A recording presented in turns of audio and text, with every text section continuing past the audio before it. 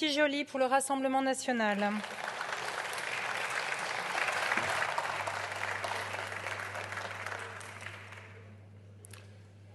Merci Madame la Présidente, Madame la Première ministre, chers collègues. La guerre frappe à la porte de l'Europe. L'accélération du conflit à l'Est et les derniers événements nous obligent à regarder la situation avec lucidité. L'Europe connaît déjà la guerre depuis la fin de la Seconde Guerre mondiale avec le conflit en ex-Yougoslavie. Cet épisode tragique doit nous servir de piqûre de rappel. Alors, qu'est-ce que la guerre en Ukraine ?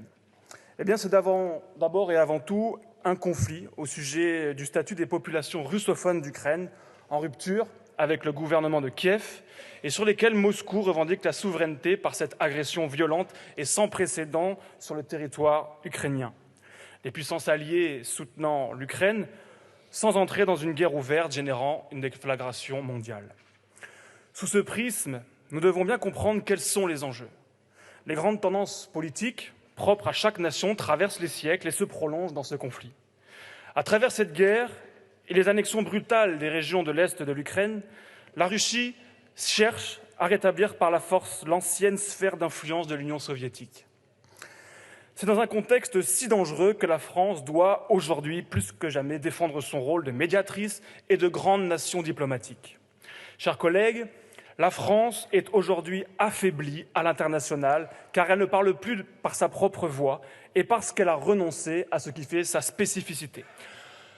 Quand en 2003, le président Jacques Chirac avait refusé d'embarquer la France dans la guerre d'Irak, il a posé alors le choix présidentiel le plus responsable et le plus juste de toute sa longue carrière politique.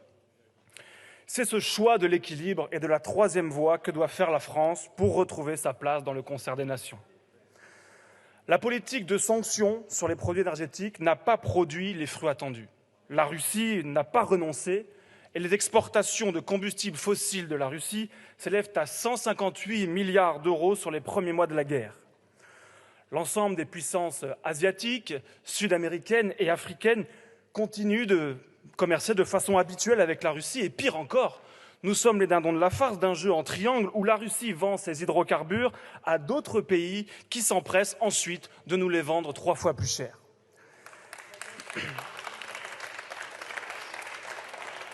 Ces décisions affaiblissent les économies des pays d'Europe. Et nous n'en sommes qu'au début. Depuis des années, les Français subissent les conséquences de plus en plus dures de politiques incohérentes, inadaptées et contraires à leurs intérêts.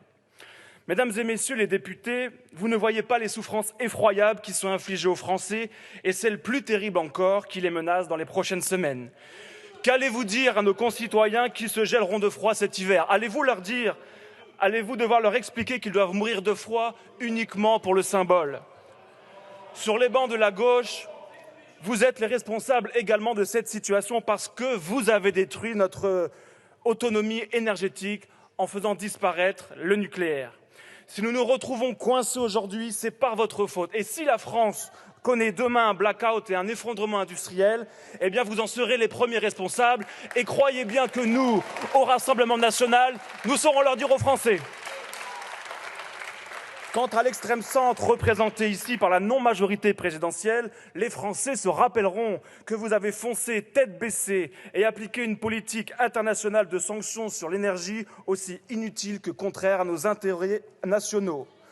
Vous n'avez obtenu aucun résultat sur le plan diplomatique tout en nous coupant de notre approvisionnement énergétique après avoir organisé notre dépendance aux importations en soutenant, avec la gauche, le démantèlement de nos centrales nucléaires.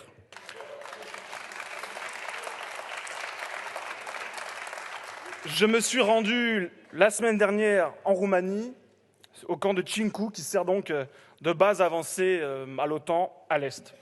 Et j'ai senti sur place les tensions et l'inquiétude, une crainte de voir la guerre s'étendre et dégénérer à court ou à moyen terme. Et je salue aujourd'hui avec émotion nos soldats qui sont engagés sur ces théâtres d'opération pour contrer une menace susceptible de se transformer à tout moment en une catastrophe majeure pour l'Europe et pour le monde.